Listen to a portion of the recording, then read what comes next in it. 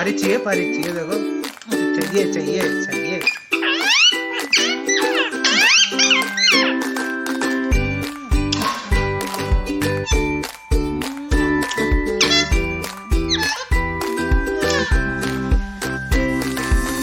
आप मत करो, वो खुद अपने मुंह सरी ला के देगा।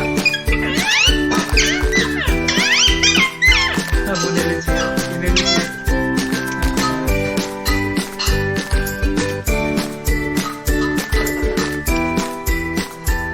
तीनों पप्पी के लिए परेशान है। बीच वाला तो घर में रह रहा है, और लड़ाई ना हो जाए। हाँ हो सकती है, बिल्कुल होगी। पारी दे दो परे। हाँ ऐसी पारी दे दो।